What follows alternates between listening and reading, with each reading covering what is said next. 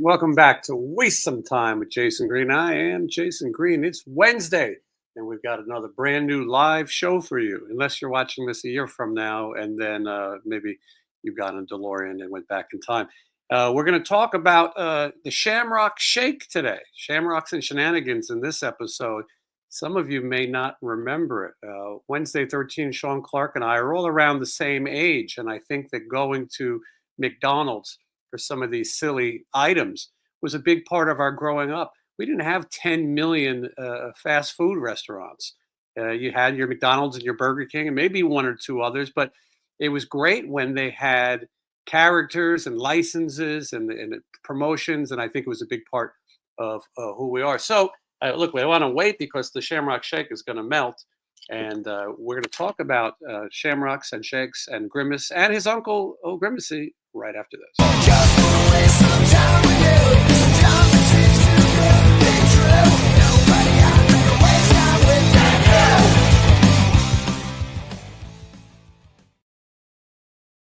you. All right, please welcome Wednesday 13 and Sean Clark. Good to see you guys. Hello. Now, Sean, Happy Wednesday, Sean. You said yesterday that you were on a diet. And I can't say I blame you. I should be on one myself. So you were going to sit out the Shamrock Shake, but you've had it multiple times. So it is a tradition, and I'm sure at some point I'll have a cheat day. But I can't be going Shamrock Shake like first weekend of the diet. It's not a good move.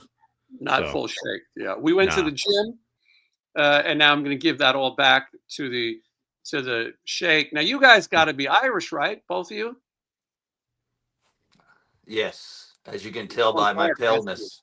Yeah, I don't know. Maybe. Yeah, what's happening with my connection? It keeps freezing. I'm not.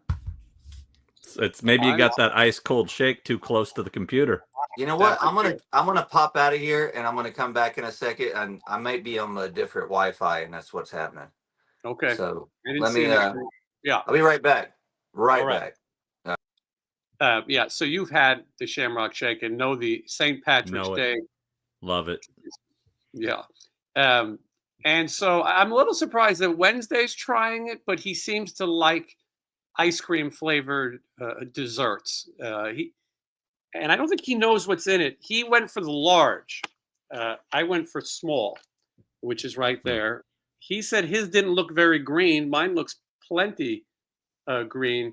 He said that a medium has 800 calories, which. Yeah.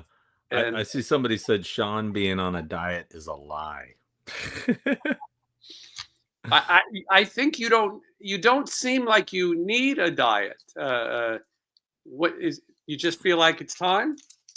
It's one of those things that when I gain weight, I gain it in non-visible areas, really, kind of, and it's just more about your clothes not fitting you right. You know what I mean? And I used to wear almost exclusively large shirts. For the last 2 years, I've been up to XL. And then there's certain XL shirts that are starting to feel a little tight under the armpits. You start to go, wait a second, this ain't good. And I've got such a great wardrobe of large t-shirts, some of which I've never worn because I got them after I got too fat to wear them. Yeah, I relate.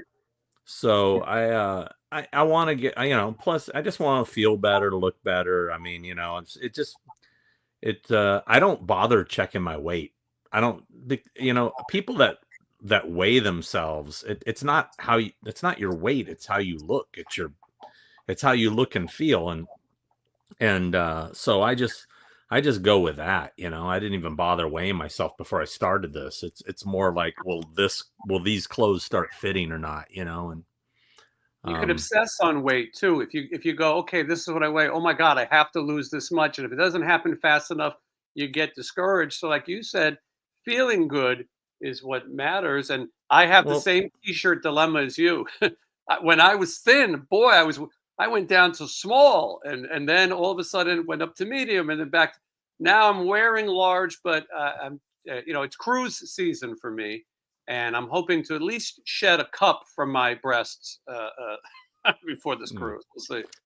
Yeah, I don't know. I just feel like plus I've just been in a rut where I've just been eating nothing but garbage.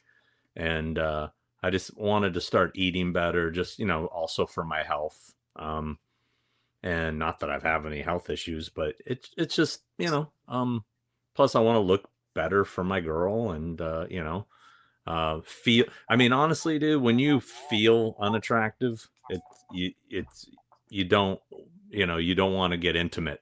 You know what I mean? Ain't nothing worse than looking down and seeing your gut when you're doing the business.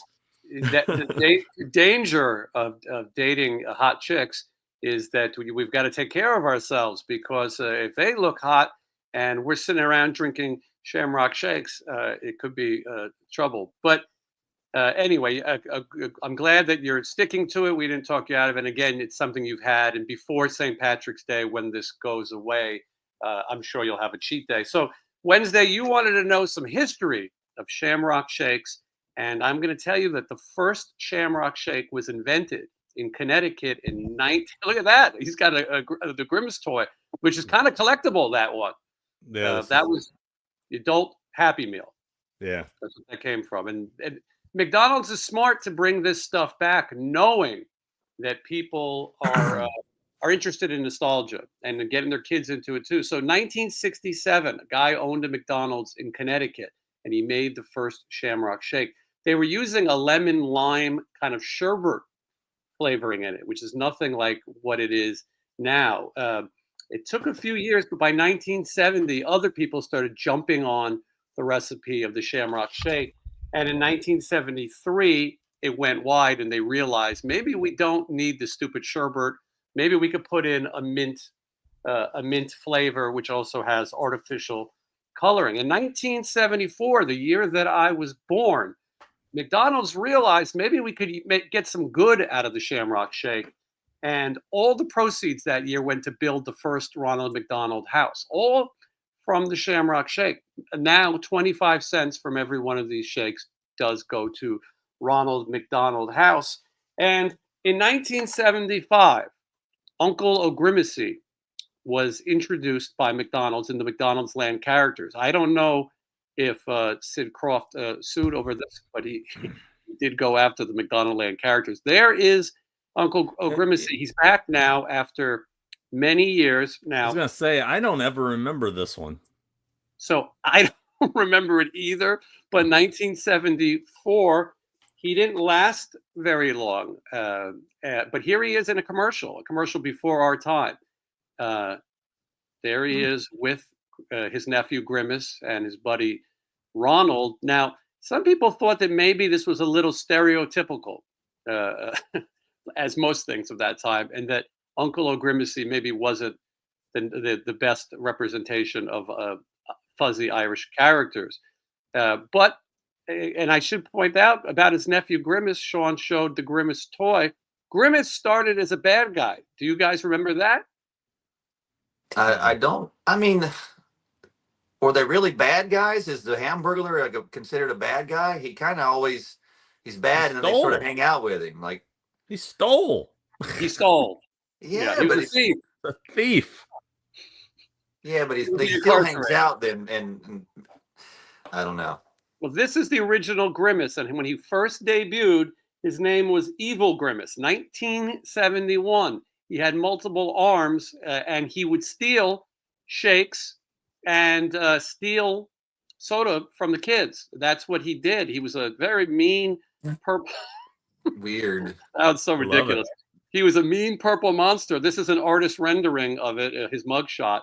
But he had 4 arms, and he would probably be an accomplice to the Hamburglar. But while the Hamburglar stole hamburgers, he stole shakes and soda pop.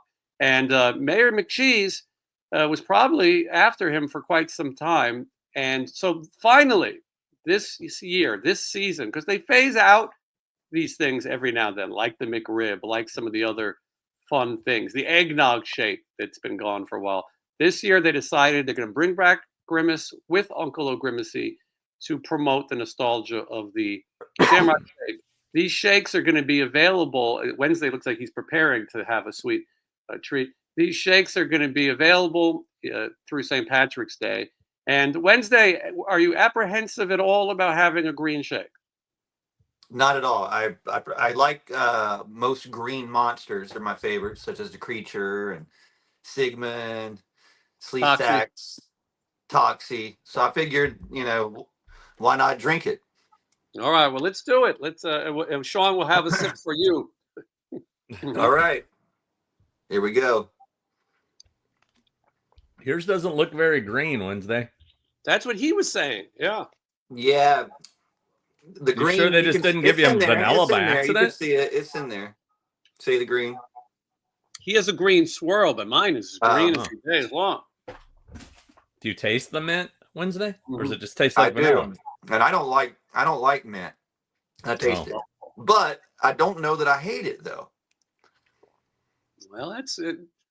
More open-minded. Michelle, have you had this before? Do you want to try it? Yeah, go ahead. I think Michelle will like it. I think it grows on you. It's not bad. Yeah. Yeah, she liked it, and it comes and goes, and I mean, you guys must agree with me. When we were kids, going to McDonald's for one of these things was a big deal. Yeah. Oh yeah, my friends, my rich friends would have parties at McDonald's, and I had to get dressed up and be dropped off, and thought it was a big deal.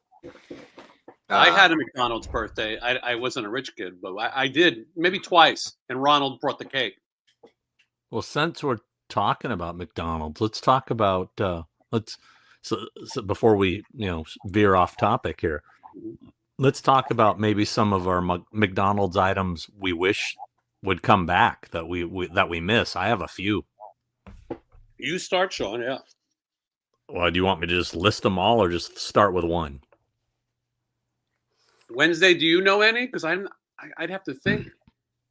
I was pretty much a McNugget only person at McDonald's. So, but I do miss the old school McNuggets when they were not all like, they had like dark meat, and they used to come in the styrofoam container. It just tastes better. So I wish that would come back. And the McNugget buddies, they could come back too. I was a big fan of those. Well, I see some people talking about it. Well, one of them is on my list, McDonald Land cookies. Yeah, they used to come in the box, and they were shaped like the characters. They basically tasted like the animal cracker ones, but there was something special about them. You know what I mean? Yeah, definitely something special about it. I just ordered 6 McDonald's cookies with this. I didn't realize that I ordered that many, but I'm not complaining either. But they didn't come in a box, right? I mean, you got individual. No, come in a little paper. The new paper cookie thing they give you now. Another thing I miss is they used to do the dipped cones, and that chocolate that they dip their cones in, man, it's better than. It's better than Tasty Freeze. It's better than Dairy Queen. There's something about that chocolate was so good, and they stopped doing it. That one bummed me out. They also stopped doing the strawberry sundae. I don't know why. Sundae, right. Mm-hmm. It's well, and then Johnny Z mentions the fried apple pie, not baked. And I've said this before. It's not too far from where you live, Sean. I don't think Downey's that far, but that is the oldest McDonald's in existence, and it is the only place where they still deep fry the apple pie. It's a cool experience in the U.S. Yeah, in the U.S., right? Because remember, in my Japanese video, they still do it there, and I was surprised it wasn't as good when I was going in 100% thinking in my mind the deep fried one was going to be better. Now, maybe I should go to Downey and retry that one, because maybe it's something about it. Maybe the Japanese pie is a little different. I don't know, but but I agree that I in my head I thought the deep fried one was better. I still got more. I'll keep going, but you guys, any other? Sean's video at the Japanese McDonald's is great. I really liked it. When we got off a cruise, we were in Curacao, and they had a McDonald's, and I was too scared to film. I mean, I kind of showed it a little bit, but I was a little nervous about being in a foreign place. Now, Japanese people are quite friendly, and but it's a great video watching you taste these odd treats. I mean, Wednesday we could hardly get to try American McDonald's, Japanese McDonald's. The most interesting one you tried was you put your fries in a bag and you put seasoning on it and shake it. Was that what it was? Oh yeah, it's weird. That was weird. It was so strange. Well, you know what's even stranger? Speaking of Japan, when I was there in 2005, I tried Subway for the first time at a Subway there because it was right beside of my hotel. And it was the first Subway that before they started having the toaster machines. They had them in Japan first, like they have everything. So they toasted it, but they had potato wedges that had all these different salts, and you could put your potato and shake them up in a little bag. It must be like something they do in Japan. They love to shake shit up. And then when I was there in 2011, there was a 9.3 earthquake, which they really shook it up. Do-do-do. Yeah. There we go. Now, everyone is, Sean, everyone's mentioning McDLT. Yeah. That's the big one. I don't remember thinking it was that great, but people Same. remember it. Did you like it, Sean? I don't remember it being all that. Seemed like it was just a gimmick. I remember the song. There was a rap about it. There was a commercial, and it was the new McDLT. There was some rapping and some cheerleading. The star of that commercial, the McDLT commercial, was Jason Alexander, who went on to Seinfeld. That's right. He would sing and rap, and he would talk about how it keeps your hot hot and your cold cold. And in Downey, they have a McDonald's museum attached to the restaurant, and if you go in there, they have all the styrofoam plates and all the different things that made them famous. But they have those McDLT carts where the burger went on one side, the veggies and lettuce and tomato went on the other side. I don't think I ever needed someone said McDLT was $1. That was probably mid '80s, I think. You know, that museum is pretty weak, right? But there is I haven't been to it yet. I saw somebody's video on it. There's a McDonald's museum in Pomona that's legit, like really looks pretty amazing. Like they have everything. I gotta go back to Pomona. Yeah, I want to check it out. I've been meaning to go check it out. I keep seeing people say the cheese Danish, but this is the one. If I could have any of them come back, my absolute favorite thing, especially growing up when I was a little kid, every morning, my dad would, when I was in elementary school, like for a few years, my dad would take me to McDonald's before school, and I would get an apple Danish, and they were so good.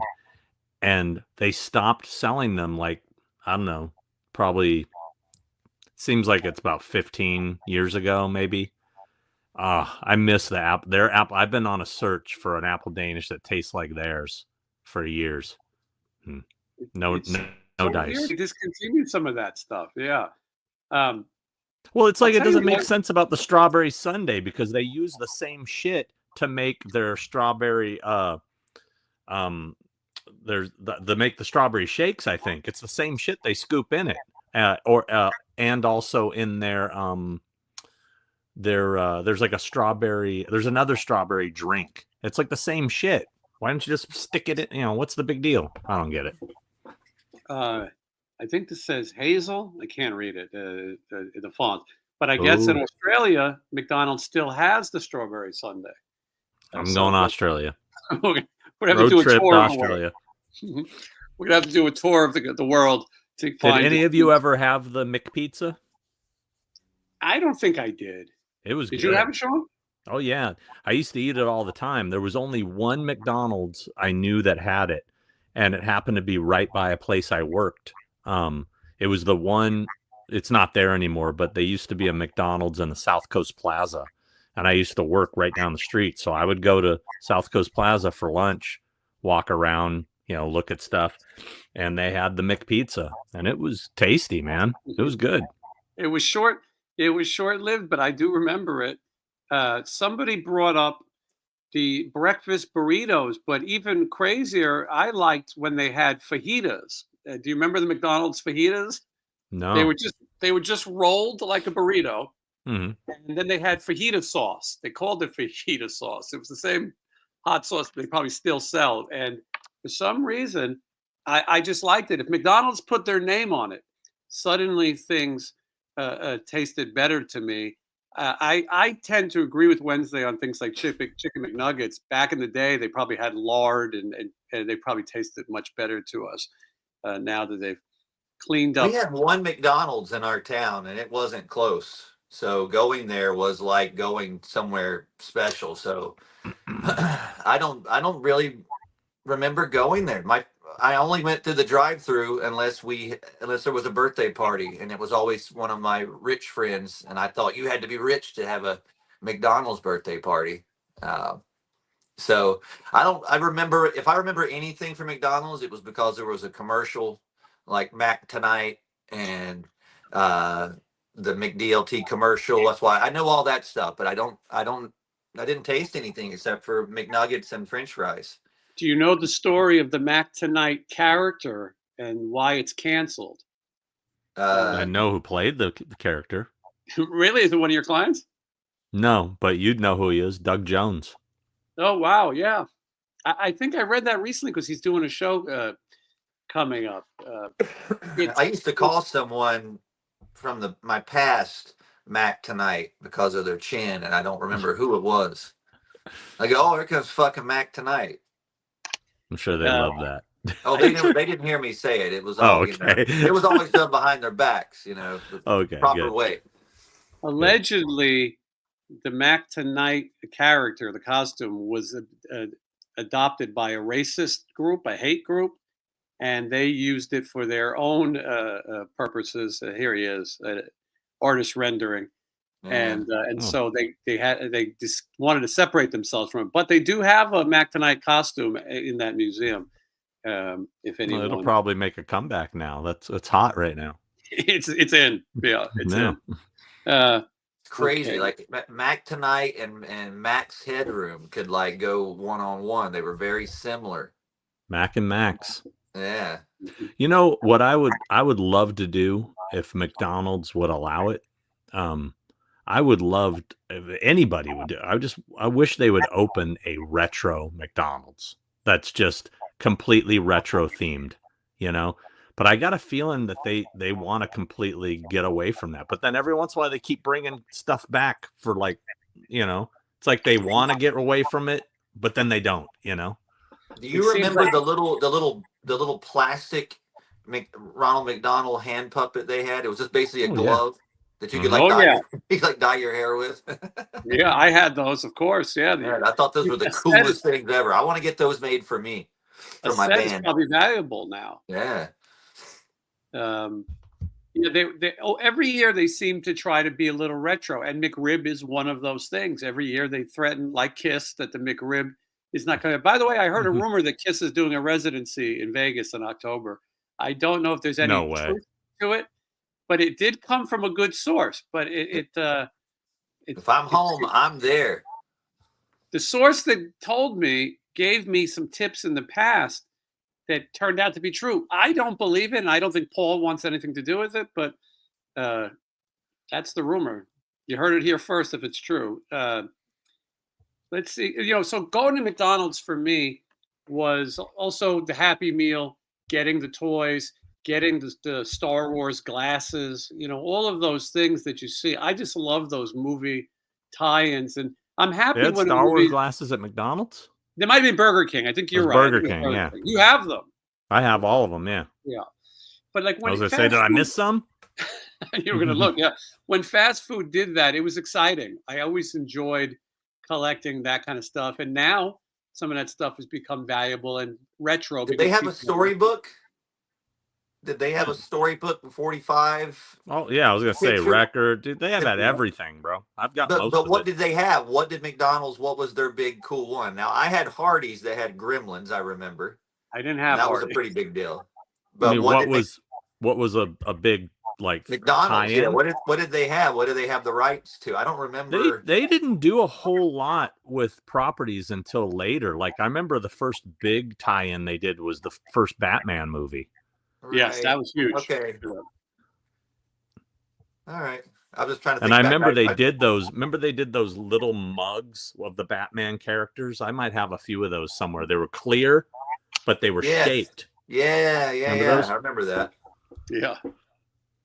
How funny. Yeah, it's I don't know if kids today would even care about these things, but there's a lot of people who want to be The Burger retro. King glasses, hell, they were that was the best. They had Star Wars. They did. How many different series did they do? I know they had E.T., right? I think I remember E.T. I don't know what other ones they had. Those are two that I remember right off. That's one of the only tie-ins I done really Cobra remember. Stallone. It made that movie much bigger. Burger King still goes crazy with the tie-ins, man. They've been killing it lately. I remember Burger King. They need a new fucking theme song though, because I feel like an idiot to even go near that place because of their theme song. It's just bad news. You rule. And there's people that are upset about it. I don't know if you guys know about this, but there's people that boycott Burger King. They're like, I'm not going to eat there because that's just fucking stupid. It makes me feel like What is the theme song? I don't know it. I'm not even going to sing it. It's dumb. I'm a lyricist. That is not. Which one do you think talking about? The whatever. Yes, that one. And then it ends with the you rule. Oh. That thing. Yeah. It's so dumb. But yeah, like apparently they lost a lot of customers. People are like, you're making us feel like we're idiots. We're not even going to come into your place anymore. So later. I'm kind of with it. I remember that Burger King, when the first Star Trek reissue movie came out, Chris Pine, they did the glasses again. And I went and bought 4 sets of each because I just wanted to relive my youth. And then they also did watches, Star Wars watches that came in little tin cans. And I've got a million of those laying around the house too. But there was something about it that it's a lost moment in time. And tasting the Shamrock Shake again was sort of a fun experience, something that you think might have been gone. Someone mentioned, good. I sent you something the other day and asked if you had it. It was a McDonald's record that was a square, and it was a contest. And if you played the record and it played the full song, you won $100,000. If it only played half of it, you didn't get it or something. Sean might have. I remember it, but Sean might actually have one. I might, I don't know, but I just remembered I'll get back over here. I saw a record in my collection the other day that I was like, but I like picking up weird shit, but it's a fast food record, but it's not McDonald's, but I think you guys would get a kick out of it. All right. A lot of people are reliving it with us, but a lot of people are saying they don't remember this. Yeah, I didn't go to McDonald's a lot. It's crazy. I did drunkenly steal a Grimace chair one morning out of McDonald's and just walked right out of it and put it right in my van and left. Mm-hmm. They didn't say anything. What are those? I can't see. Hold on, I'm blind. I got to wait and see it where. How pain helps. Okay, I'm blind. How pain helps us. It only hurts when you laugh. What is this? It's bizarre. I saw the name and I gotta have this. So it's the record's in here. Oh, it's a flexi disc. Oh, weird. But that is, yeah. It looks like John Wayne Gacy. It's bizarre, man. So a lot of people talking about McDonald's had Hot Wheels cars. That was after me. But a lot of I collected the little Muppet Baby toys. I was obsessed with collecting them because I watched Muppet Babies. I collected all the McNugget buddies. I used to take the McNugget buddies into school, and they had like a little hole on the bottom you could squeeze, and you can make little fart sounds with your.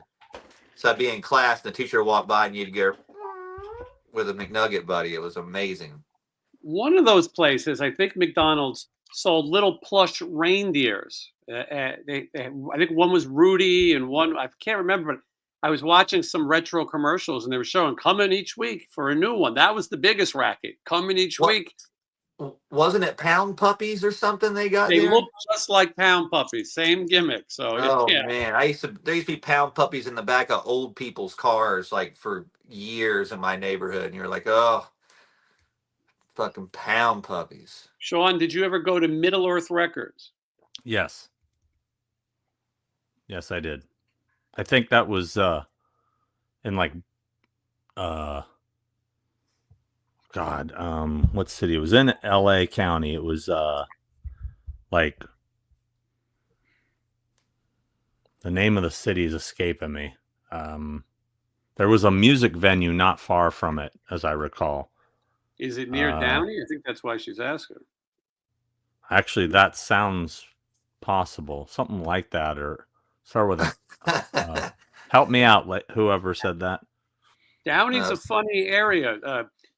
Tiffany, the singer, grew up around that area, and so did the band Striper. They used to rehearse out there. And they were La Mirada. Yeah, I think very close though, right? Closer than you are. Yeah, well, that's Tiffany told me stories about going to watch them rehearse. So maybe they went to somebody's house who was closer. And they would talk about going to golf and stuff, which is a big part of the Karate Kid movie, and all these kind of things. Okay. Yeah, when I first got to California, I said I got to go visit these places. Also, the Carpenters. Karen Carpenter died in that area, and they also owned apartment complexes. Her and her brother each had their own apartment complex across the street that had different Carpenter signs. They're still there. If you see, and the first Taco Bell was there too. That has been demolished. Somebody said onion nuggets. Were those real? Yes, I do believe so. They were probably trying to compete with Burger King having onion rings at that time. Well, they had onion nuggets. I've wanted to have this actor who played Ronald McDonald on the show. I thought it would be fun. He's the 80s Ronald McDonald, and he owns a winery. And he's at his winery every day. I have his phone number. And I thought maybe he would be up to talk about it. He would do great at conventions. I don't know if he needs money, but I've seen people send him Funko Pops and things, and he signs them. He's the Ronald that we remember. Willard Scott and all that shit is way before us. Yeah, that Willard Scott one's weird. Really weird. The Ronald McDonald that will always be in my memory is this guy who was in my high school who was he had a red hair and he used to poof it out and it was like a afro, and every time he'd walk through, everyone would call him Ronald McDonald. It was amazing.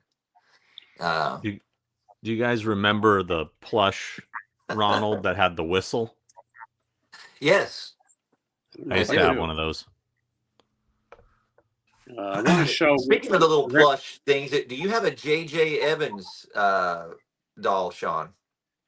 Oh, you mean from Times. Good Times? Yeah, they made one. Yeah, oh, you mean the talking one? Yes. Do you have one? I don't have it, but I would love to own that. All right. I see them occasionally. That's Willard Scott right there, first Ronald McDonald, and he's very good. Who approved that shit? The cup on the nose is the kicker. You know, that's the thing that just kills that for me is the stupid cup on his nose. So creepy. Yeah, terrifying. Just dumb. We had a super chat, and it was a question for Wednesday, so I want to make sure I get to it. This is Brian. I'll be right Kirk back. from Canada. Yes, see you in a second, Sean. Quick question for Wednesday. eBay has a 7-inch record from Frankenstein Drag Queens. It's Hello Hooray fan club variant. Says 20 made. Is this legit? And if so, if you have one, I'd rather get it from you. Good question, Brian. That probably is it's just a different cover. The vinyl is no different. I just inserted a different cover for it because that original record had it was a flip side with another band, and I want to say that band, the cover they had was pretty offensive, and that's coming from me. I mean, it was think of everything you can't put on an album cover, and they put it on the back. Like it gave Gigi Allen a run for its money. Like whoa. So I think So if that's the one I'm thinking of, I took the insert out and I made my own insert, and it's one of the it's something that I didn't draw it, but it's I'm trying to think what it's called. There's a bunch of these pictures from like old famous monsters. It's like the Ghoul Girl, the Dracula, the vampire. I took the Ghoul Girl image, if you know what that is, and I drew Alice Cooper eyes on it, and that's the cover of that. So to answer your question, yes, I photocopied 10 or 20 of those. I don't know, and anybody else could have done the same thing. So I don't know what's legit and what's not. 'Cause that was back when I was a teenager. Now I'm all right. not. Well, it sounds like it's probably legit. If you want that collectible, I will point out real quick before a quick commercial interruption. Wednesday is celebrating Valentine's Day, and he's The big celebrating V. Valentine's Day with the Love at First Fright T-shirt featuring Eileen Eileen Dietz, the Crimson Ghost. Will you marry me, Captain Howdy? It's a pre-order, but you can get this for Valentine's Day. Am I right? I think you could order it right now. It's up on the store. So Well, I that's a just happened to pre-order. hear first. So we were going to release it on Friday, but you can get it here if you're in the because Valentine's over on Friday. So even though you probably still won't get this by Friday, but just think about it. Yes, You're it's there. excelling time. Official Wednesday13.com. You can get one. Hey, do you guys have big Valentine's plans? Because I don't know what to do.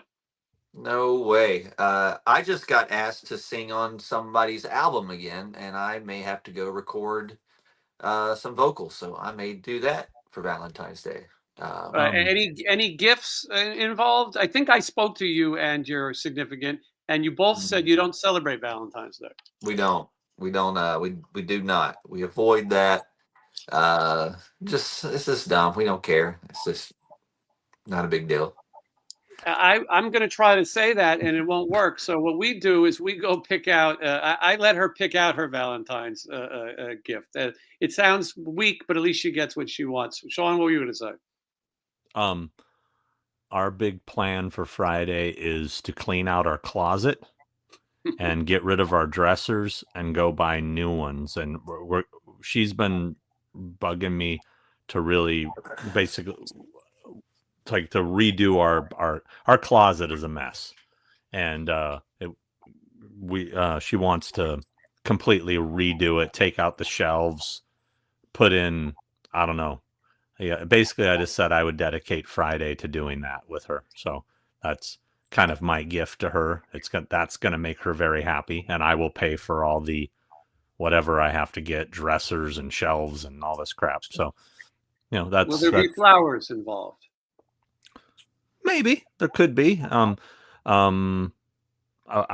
talked about going to a movie at like one of those theaters that serves meals, but the movie I wanted to see at the place that we're talking about, there's a couple of them with not too far from us, but the movie I wanted to see goes out of the theater on Friday, so we might go tomorrow night instead. We'll see.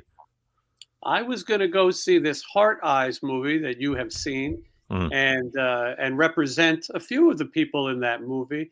It seems interesting to me. I was motivated by your review. You said it was enjoyable, right? I've never heard of it until you. I didn't even hear about it till you mentioned it. So you're like my source to everything new. I don't hear about it unless you mention it. Here's the thing: if you're going into expecting a horror film, you might be disappointed.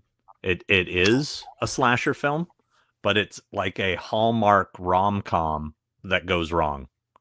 But it's got a comedy element to it. So it's like this movie that continues to try to be a rom-com during Murder and Mayhem. It's fun. I thought it was a lot of fun. My only complaint was the ending, which I don't want to discuss because I don't want to ruin it for anybody. Right. Yeah, I'm holding out now.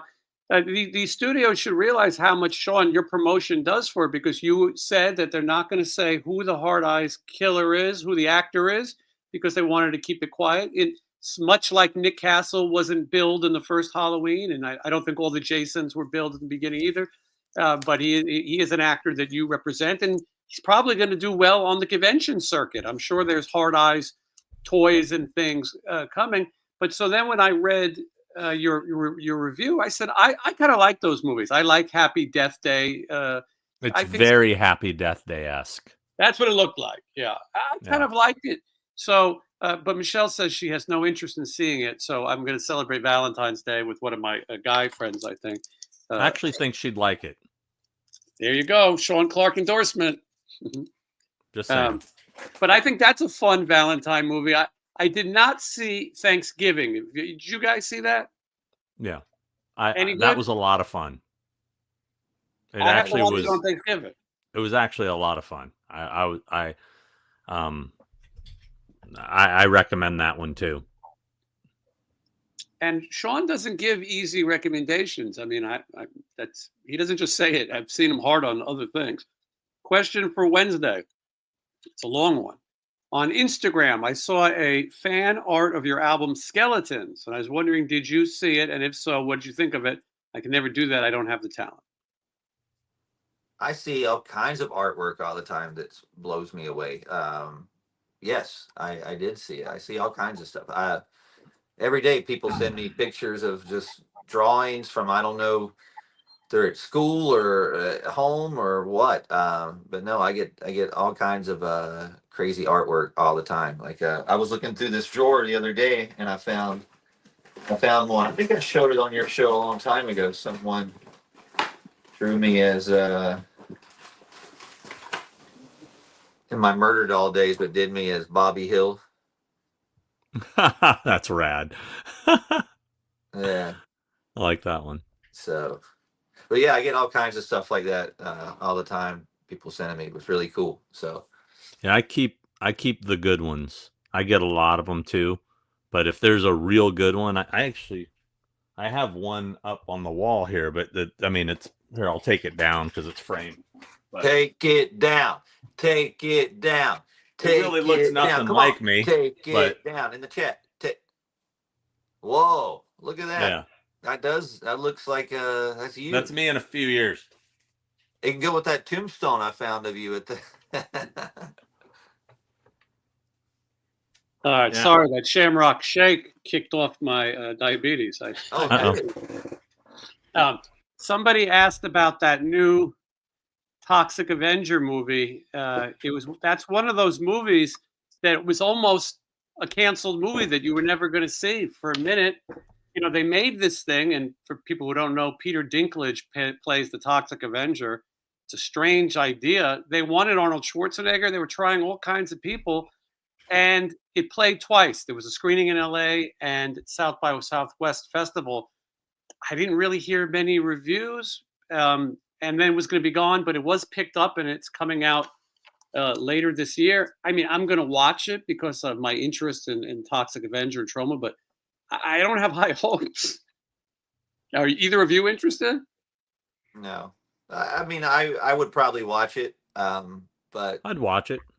Yeah, it's weird. Like, I don't watch movies till I'm on tour and I'm sitting down relaxed because I don't ever have time to do anything. I say that, but yeah. I mean, it'll be something I'll probably end up watching a couple years from now. It took me like 5 years to watch Borat, but I saw it and now I love it. It's funny. David Johansen has been a big talk. A lot of people messaging me about his health. It's a bummer. I think I'm going to buy one of those T-shirts. I don't know if you guys have seen it, but he has a T-shirt that's going to go towards his medical bills. It's pretty cool. It's a vintage picture of him, and it says LUV on it. And listen, he broke his back. He's got stage 4 cancer. I mean, I think at this point you're just trying to offer any help to finish out his life. The New York Dolls, he is the last living member. They all died young. David Johansen is 70s. I wouldn't say he's young, but a lot of people are sad. He's the last one, right? He is the last one. He's the last one, yeah. And people, we're used to people suddenly dying. Now you're getting kind of prepared for it. But I think I'm going to order one of those shirts. I love the Dolls. I didn't know about it. I didn't know there was a shirt. Sure. Yeah, I should show it. and maybe people want to order it. Yeah, that's I cool may get too. one too. He's a cool guy. Either of you ever met him? I've met No, him a few times. Yeah. I met him he was at Chiller probably 10 years ago, maybe less. And I talked to him about doing more shows and gave him my number. He seemed interested, but I never heard from him. But I was able to meet him and get a photo and get a record signed. You know, That's great. He would have done great business at those shows. Maybe more now. New York Dolls is one of those bands that young people keep discovering, and they're way bigger now than they ever were before. And obviously he's an actor as well. He was in Scrooged, and he's also Buster Poindexter. I think a lot of people know him as Buster Poindexter. I put the link in the chat to get Be one right of back. these, and then and then I'll show the thing. Hold on. Let's see here. man, some of that old New York Dolls footage is so insanely just cool looking. It almost looks just unreal. It's timeless. Like that restored footage or whatever where they're on that show playing. It's just like, I don't know. It's just some really, really cool footage. I'm There's putting the my shirt. dinner in the oven. Yeah. That's Is it a cool. healthy dinner? Salmon, No. baked salmon. Mm-hmm. Anyway, you can get one of these shirts and help out. I want one of those. Yeah, it's pretty cool. That's cool. And, Yeah. I would have worn it if it wasn't for a good cause, either way. But in this case, even better. I signed a guitar when Sylvain was sick, and a bunch of people signed a guitar. Did you ever see that online? There was a thing. There was a guitar. A bunch of people signed. I think Michael Monroe signed it, and a bunch of people signed it. And they asked me to sign it too. When I signed it, I saw all the names on it. I was like, "You want me to sign this? All right, I'll squeeze in there somewhere." But it was some pretty cool names. Yeah, it's a good cause. I was fortunate to work with Sylvain on a few things, and it's sad we start to lose, our heroes. The more we do this show, and the more we're in our 50s or Wednesday approaching 50, the more the people we grew up idolizing are going to pass. Thankfully, Sid Croft is 95 and running laps around everybody. But I laugh when Sid Croft likes one of my posts about like LA Guns or something. I get the feeling it's done for him. But hey, he liked the post of the girl on the stripper pole of mine the other day too. He's way cooler. Oh, wow, I like how she hangs from the pole. She's really going for it. Hey. That reminds me of when Hoodoo climbed up this pole in episode 5. Anyway. Dude, he's so if cool. you guys haven't seen our episode with Sid Croft, you should check it out. It's definitely. It's so funny because he's just got that voice. I feel like he could say anything in that voice, and it would be like anything. He would say it like, "I'm going to kill all of you right now." You're like, "What?" I'd like to get him to read the lyrics to your song. I love to say "fuck." You know what? That'd be great. He just reads it like a storybook for kids. Mm-hmm. A bullet in your head is how I want it. Your body on the floor, a Kodak moment. Yeah, he's and I should point out that a lot of people today are getting their prints that we had at the Creep IE convention. I've been getting tagged in them, which is great that so many people ordered them. It was really just a fun thing to do, and I think for everyone who got one, who knows, maybe next time we do a different one and there'll be a series. You got the first in a series, but it was cool, and I'm glad that people liked them. And I should give credit to Mark Beer, right, Sean? Yeah, because he created that artwork, and people really enjoyed it. And the convention, we talked about it last week, but we all had a lot of fun, and the convention shared everything as well, and it's great. This is Sean's life. Sean's life is going from convention to convention. Wednesdays is touring with his band, and mine is touring exactly with Stephen Piercy, and soon to be Stephen Piercy and Warren DeMartini. But our schedules are funny. We'll be so busy, and then we hit a lull, and then it goes crazy again. And so finding a time when the three of us are home Wednesdays have kind of worked out. It's rare. I really like the way that convention was set up, as far as the tables and just the way they were up, and just the room, and it was done really well. So I I thought they did enjoyed a lot right. Separating the actors who were going to have the longer lines, good move. Keep the control in the other room so you can walk around. I also like that the photo ops, and Sean's talked about this before, they didn't have something stupid behind them or Photoshop behind them. You stood in front of a real wall and took a real picture. Sometimes sometimes they Photoshop it so hard you don't look. It doesn't look like you really met the person. I'm not a fan of the green screen photos. Yeah, I'm not either. And this company, I think it was the Pose. I think that's the one who did this one, but it was really done well, and everyone was really friendly. We had a good experience. Let's see. People are asking for updates on Wednesday's new record. Well, now I should point out I've heard Wednesday's record. Sean has a documentary that he's talked about. That I haven't watched yet. I'm going to get to it. It's on my phone. I'm halfway through it. I'm waiting to see what happens with your bass player, Sean. You're not going to find out, I don't think. What the fuck? Cliffhanger. If there's a part 2, it gets even crazier, because I haven't even updated you on the latest. But you know what? The coolest thing is watching you play drums, because I was wondering, is Sean going to be a good drummer? And you are. Well, here's the thing. You're not really seeing me play the way I would play live. I'm just sitting there trying to remember stuff, and most of the time I'm trying to stay in contact with the bass player and let him know where the changes are. So I'm not really like in my element. But still, I know when somebody sucks and you don't suck.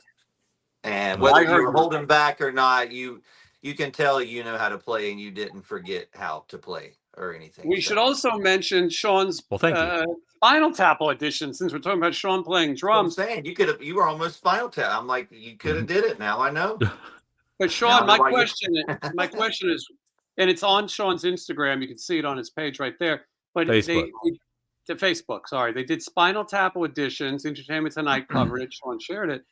And Sean was first in line to audition. I remember this. I remember those news segments. I remember MTV News. It's funny that years later I would meet Sean. But did you have to play drums and they watched you? What was the process? Yeah, I don't think they thought it that well through.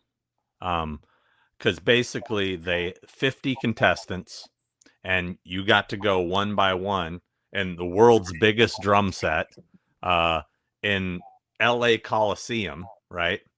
And they basically had seats out in front of the drum set. Like, all the contestants sat out there, the press sat out there, and then they had one table where the 3 members sat out there, and they had their like number things. And you played to a track which was just a bass line, right? I was the first guy to go, and I couldn't hear the playback. I was really having a hard time hearing it, right? So I kind of complained afterwards. I was like, I got screwed. I was like, I wanted this gig, and they actually let me stay. This is a part of the story I don't think I ever said. They let me stay and go again after the 50s. So they sat through that whole song. But here's the problem. The Spinal Tap guys left probably after maybe 20, 25 people. It was pretty shitty for the people that the other one. I still did it again because they figured out the sound. But then they even had like celebrities try out. Like Mickey Dolenz was there, Stephen Perkins from Jane's Addiction, the drummer of the Go-Go's and the Bangles played together, like at the same time on the same kit. Mick Fleetwood. Actually, Mick Fleetwood was technically the first to go. He went right before me. And then they peppered in the other stars. So. Yeah, it's such a cool experience. And I looked at the comments in your on your post, and someone said, "Did you get anything signed?" And you were smart enough to get a record signed and a photo. An 8x10. The 8x10 is easily accessible. I can show it. Hold on. Also, let's see, who else was I spent the night outside of LA Coliseum by myself to be first in line, which, if you know that area, is not a good area for a white kid to be sleeping outside by himself. And you were probably, how old? 18, 19? I was just turned 21. Yeah, okay. I thought it was easily accessible. Do I not have it in here? Let me see. But to answer your question, update on my record. First single's out on Wednesday. Look at that, So, yeah. A week from today.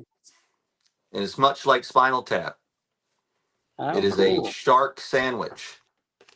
And here, since it's accessible, this is something my dad got me. My dad went to see this local band in my dad lives like in Auburn, California, near Grass Valley. He went and saw this local band. Come to find, now this is like 15, 20 years ago. Come to find out the keyboard player was none other than Viv Savage. And he got an autograph. Just says, I can't read it backwards. Have a good time all the time. That's yeah. His one line in the movie. Yeah, but cool. what a line. I think he passed. Yeah. My Spinal Tap story, and then we'll plug Wednesday's record. But my Spinal Tap story is, it was the night before my high school graduation. I graduated in 1992, and I went to see Spinal Tap, and I waited before the show to meet them. And Derek Smalls has extensions, and the beard and mustache were real, so he looked like Derek Smalls. Michael McKean and Christopher Guest looked normal. At the end of the night, I was going to take a picture with Jamie Lee Curtis, who was married to Nigel Tufnell, but he insisted that I take a picture with only him. And he's not the friendliest guy. But I did get a set of guitar picks from all of them. And I remember that Noel Redding was sitting next to me, who was Jimi Hendrix's experienced bass player.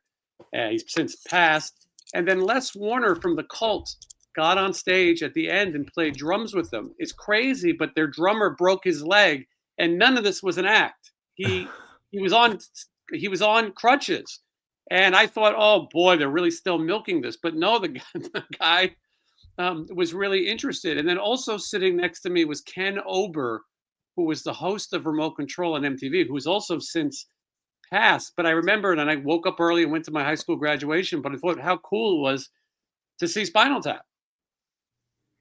Oh, wow. And so, yeah, and that was a memory I won't forget. And, to have their signatures is rare. And yes, they do sign in their character names. If you have a Spinal Tap item. So I got I had the soundtrack album, which is the Black Album. I got that signed by all three of them. And then Jamie Lee Curtis mailed me a care package because I told her the story. This was after we had worked together, and I told her the story about how I was the drummer that tried out, and I sent her the picture of me with them from BAM magazine.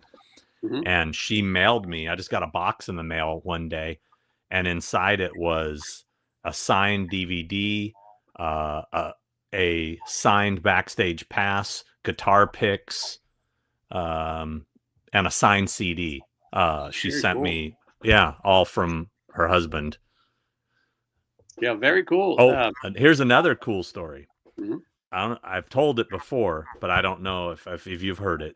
So when I was at her house, we were doing an interview for the Fog Blu-ray. We did it at her house, and I'm walking around, I'm looking, and she shows me this framed on the wall as a piece of paper in like one of those kind of floating glass frames. And she goes, "You know what that is?" And I said, "No." She goes, "That's the original piece of paper where they were coming up with band names for Spinal Tap." And it was handwritten, and Spinal Tap was on there, but there was a bunch of different names. And I remember one of them was Jumbo Prawns, the Jumbo Prawns. Well, God, what was some of the other? I remember she took it down. I'm like, I'm holding history here, It should be in the Hall of Fame. Yeah. Yeah. I can't remember what some of I just remember the Jumbo Prawns was just such a stupid name. Thank God they didn't go with that. Yeah. There's probably a picture of it online, right? No, I don't. Or a list of those other names. There has I to don't be. think so. Someone Yeah. has to know. But if you Yes. I didn't take a picture of it. I didn't want to be that guy, like you should, and if no one knows, you should find out and be the one who breaks the official news. Being that guy, Sean, is a hard thing when Yeah. you're fortunate to go to somebody cool's house. This is pre-cell phones as well, quality cameras. But when I went to Lemmy's house, I had to take pictures. I had a camera, but it was like a real camera. I had to get developed, and he was into it though. Someone like that wants you to see their display of World War II memorabilia, and I'm so glad I took those pictures. In times you'll hear people say, "Oh, it's not cool to take pictures," or "You want to act like you know somebody," or this or that. I am so glad I took every picture with every person I ever met because the memories have survived, and no one thought I was any cooler or less cooler for doing it. But it is an honor when you know people who are sort of historically famous, Jamie Lee Curtis, and yeah, it's awkward to go. You mind if I take out the old camera? But yeah. Yeah, I didn't. In fact, I didn't take any photos at her house. I mean, she showed me her office, where in her office along the ceiling, she has every clapperboard from every film she's ever done, going back to Halloween. And I'm sitting there looking at it going, damn, man, Halloween 2, The Fog, Prom Night, Terror Train, Road Games, Trading Places. I'm just like tripping. It's crazy, yeah. Let's see. That is crazy. So Wednesday, this Wednesday coming up is this video, right? The video, the album announcement, the pre-order. You get to see all the album cover art, the song titles, and all that. So yeah. Can you say the name of the video? Have you said that yet, or it's not been said? No, I haven't. I watched it. I enjoyed it. I just got the new edit right before we got on the show, and it's even better. It's even sexier. Michelle and I were driving. I was passengering. She was driving last night here in Vegas, and there was a fire set by a homeless person, but a fire set off the side of the road.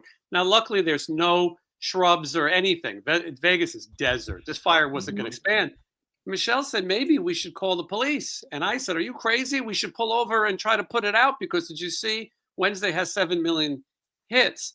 7.1 million views on that video. We said I didn't look goth enough to get that kind of excitement. So no, you need more leather. You need more accessories. You need more flammable clothing. Mm-hmm. But you're going to be able to. You'll find out on Wednesday how you get this record, which is exciting. I'm excited. What's crazy to think is this time last year, I didn't even have the first song written at all. Fast. we were on tour. I was messaging you from that boat partying all the ice. Right. And that was around that time. And I was like, I got to get home. I got to write this new album. And so I didn't even have any of these songs at all, except for maybe one, because it's a re-recording of an old song. But yeah, everything else was made up between like April and June. So yeah, it's pretty cool to think about it like that. You go, man, that thing's done. It's like your video, you got everything. It's just crazy how all that comes together. It's a lot of work. Like I've been working since I got home from our tour in the UK. I mean, just getting the mixes done, getting the artwork done, getting photos done, we had to film 2 videos just because it's the way it's released. And we're going to be on tour when the album comes out. So we can't, that's why we're filming videos. That's why we did 2 videos a couple weeks ago. I have to film another video before we leave again. So just a lot of work into all this stuff just for an album's worth of music. But it's worth it. I'm so happy with how it turned out, and I think everybody's gonna like it. I think even people that don't necessarily like what I've done on my last few records, I think it's gonna appeal to some some different people. It's not Someone all. says, last Yeah. week when we got done with the show, I told Michelle when Wednesday goes into sales pitch mode, at some point I start cutting him off. Not that I'm not interested in what he says, but sometimes he can go. Yeah. He'll come to your house and perform the record. And Oh, so it well. says, my mom is trying to convince me to skip school to go to one of your concerts. Well, that is a cool mom, right, Wednesday? That's very cool. Yeah. I We used haven't to had have a a mom chance that to did- listen to it yet, but I keep forgetting to transfer it to my phone so I can play it in my car, because that's where I like to listen to music, is in my car. Yeah, The best place. that's the place to do it. Yeah. But I'm going to be driving up to LA soon, so I'll make sure to do it before that so I can listen to it on the way up. Yeah. You know, Alex Kane, who co-produced the record with you, who was in the band Life, Sex, and Death, Stanley texted me yesterday morning. Every now and then he randomly texts me, and he sends me a very good impression. Yeah, he sends me a video of Alex Kane playing on stage at the Whiskey with Johnny Martin, who's currently in LA Guns, and the Proud Boy himself, Michael Graves. I had no idea. It seems like every washed up, every guy, Alex Kane, is in their band for a night, it seems. Yeah, even my drummer was playing drums for them. Oh, was he in there too? Mm-hmm. Was he proud? The other night? Yeah, my drummer Mike played the show, and because I guess Alex assembled the band whenever Michael Graves called him or whatever. They asked me to come and sing on a song, and I just got so much going on. You don't want to be associated with that behavior. I don't. I literally that was my nice way of saying I don't want to be associated with that behavior. I got stuff to do. I got to watch Cops. Try a Shamrock Shake. I was just contacted, I guess, by his manager or whatever for potential representation for conventions. Who, Michael Graves? Yeah, I know Michael, and I like him personally, but unfortunately, I've talked to multiple promoters that just don't want to go near it. I mean, and again, I like Michael. I'm actually a fan of his music. I'm a fan of his era. Yeah. I'm a fan of his era of Misfits. I like some of his solo albums. But nobody. I mean, there's one promoter, I'm not going to say who it is, that's a huge Graves fan and just don't want to touch him just because of the backlash they get, Mm-hmm. Although it's kind of, like I said, everything's coming around lately. Here's Ryder. Ryder says he thinks Michael Graves is on the new Kanye record. Oh, good one. 9 years old, Ryder's got material. Yeah, Ryder's crushing it. Mm-hmm. Okay, question for Wednesday. What is your favorite album you've ever made of all your albums? It's hard to pick. And personally, his favorite is Skeletons and Condolences. I don't know. I always say my first record. That was my first one. It was just, I don't know. I caught something good with that one. It's a lot of the songs everyone likes the most is off that record. I don't know. That was just a good time, and that was when I started this whole thing. So I liked it so much it kept me doing it up until now. So the first one's my favorite. But I like them all. They're just like they're like kids. You like some better than others. Well said. Yeah, that should be a sticker on the cover of the album. It's true. Just so Parents don't want to say it. I only have one kid that I know of, and I like her better than the ones I don't know of. So, What were we gonna say, Sean? Oh, my salmon's gonna be done in 5 minutes, so just so giving you a heads we got up. 5 more minutes with Sean. By the way, there's a broccoli recall at Walmart. Don't eat it. It's death level 5. Just heard. Did you eat broccoli Wednesday?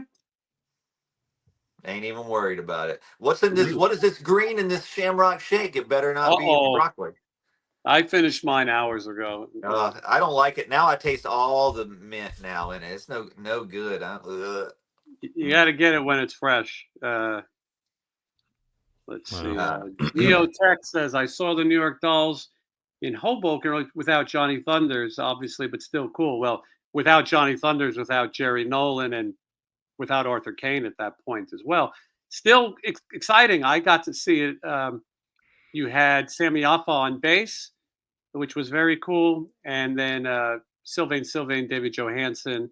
Steve Conti was the other guitar player, and I don't remember the drummer, although they were asking me to recommend a drummer to them at one point. Ryder has a question for Sean. He's a big fan. Oh, he just wants to say it. He's a big fan, and he watches all your collection videos. Well, you're in luck, Ryder, because tomorrow I'm dropping a new collection video. Tomorrow morning. Nice. He's dropping it.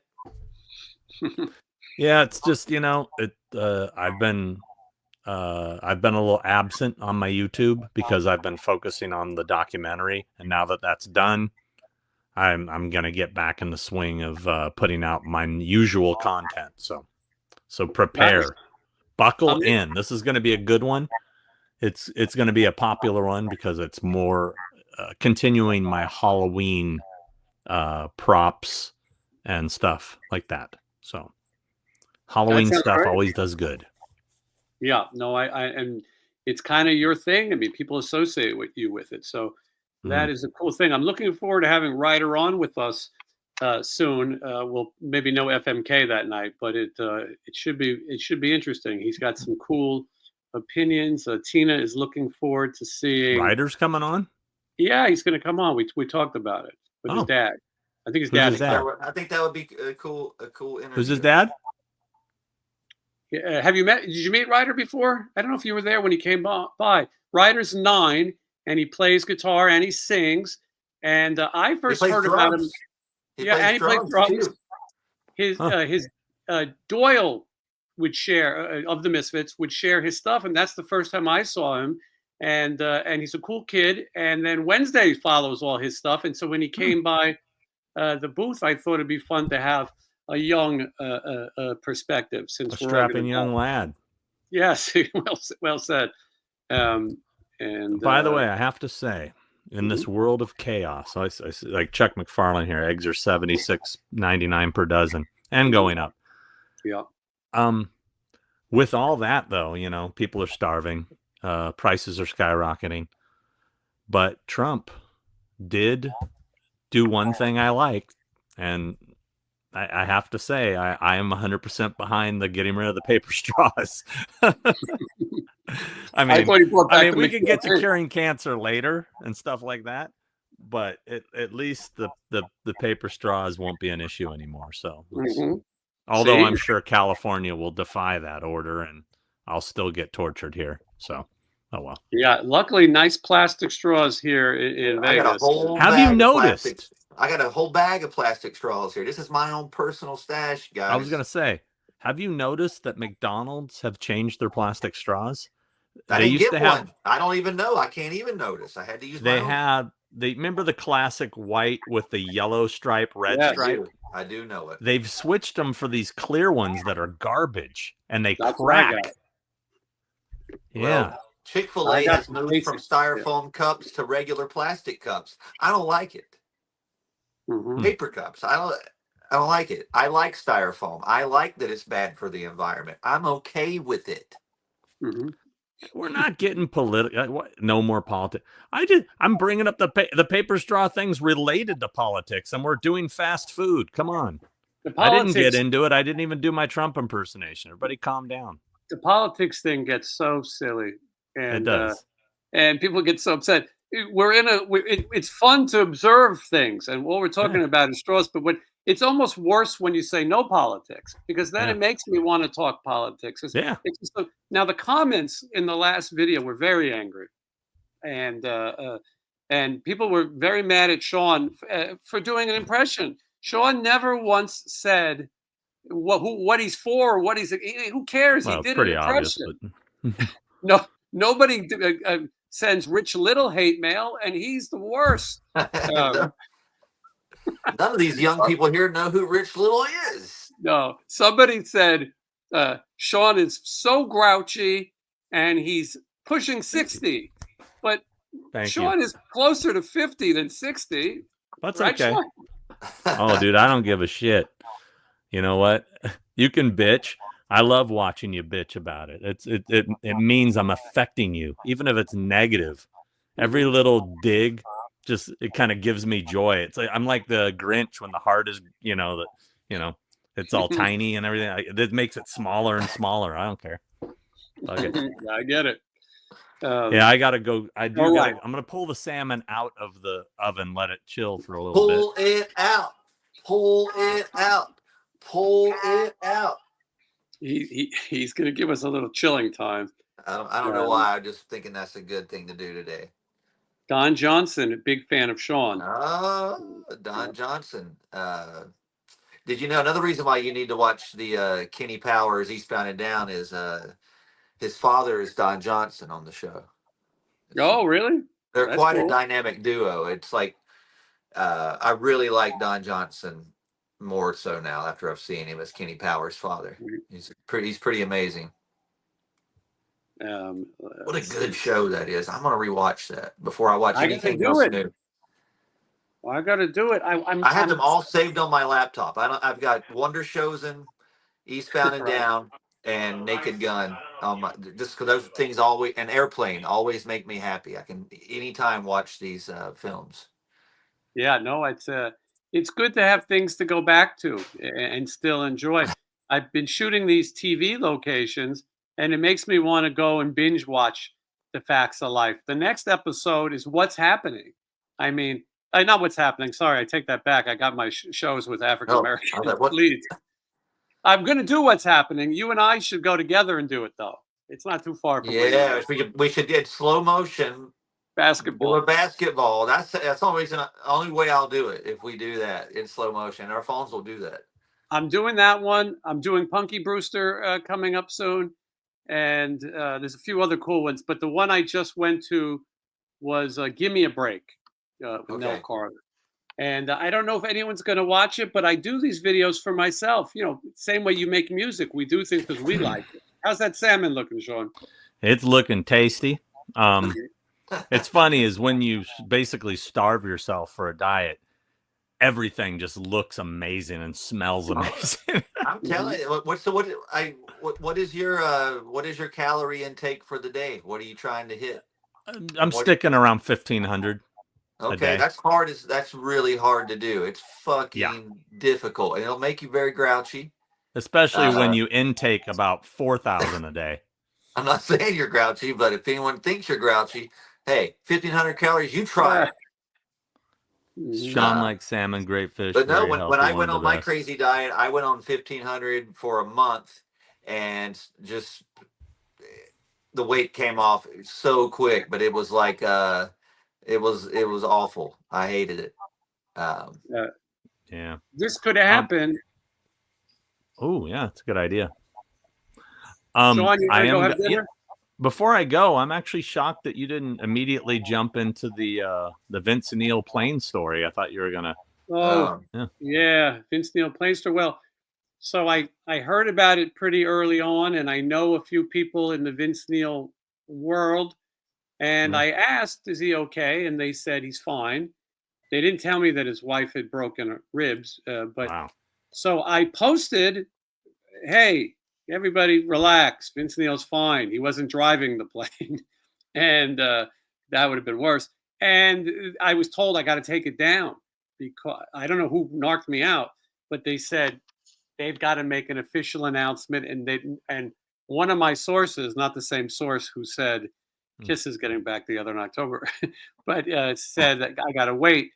So I waited a little while, and then I was sent that official announcement that they made. And then I shared it. Stevie Rochelle from Metal Sludge, he, like me, was waiting to sort of say something. He said, I probably should have went live. I thought about it, sit here like breaking news and read it like Peter Jennings, we're waiting for the latest announcement. Those videos do huge, but luckily Vince is okay. We've got a lot of shows with Vince. Is this year. it I have true? his phone number, and I thought about calling him. And then maybe hang up when he says hello and go, okay, I confirmed that he's fine. But.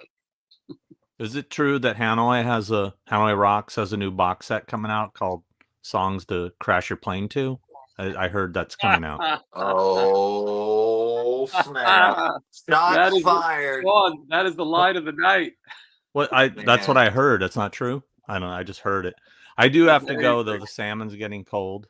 You should definitely exit that was a cold comment. It was good. That was was good. a, I would, that, I that would was, definitely. that was pretty. So it's not true. Okay, just want to make sure. Yeah. Because I heard that. And they hugged it out and everything. Now you're bringing it up again. Andy McCoy didn't hug anybody. Now, Andy McCoy didn't hug anybody. He still holds a grudge. But anyway, thank you, Sean. Right. And we'll talk again very soon.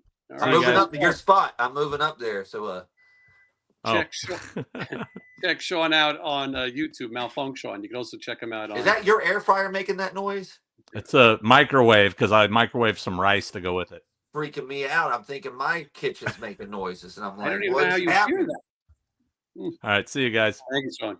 Bye. Wednesday, I don't know how you hear that. I'm hard of hearing, and because I have eaten a lot of edibles today, and my hearing is superb, and my storytelling is longer.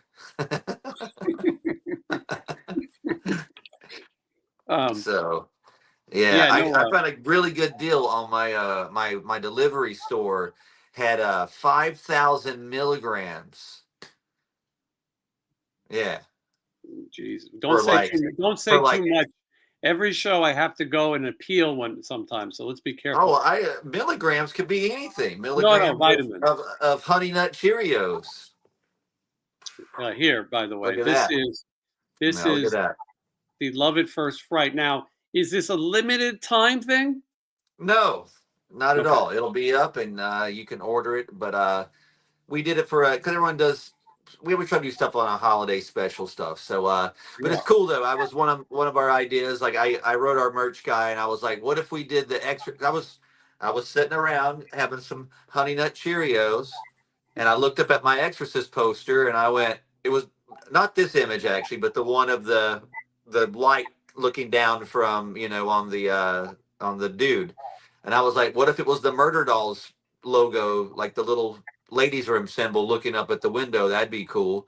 And then he said, or what if it was Pazuzu, the head? So if you see that, the Murder Dolls little symbol is the Pazuzu head there. So you like to get the Pazuzu when we go to BJ's with the ice cream. Exactly. It's very, very much the same thing.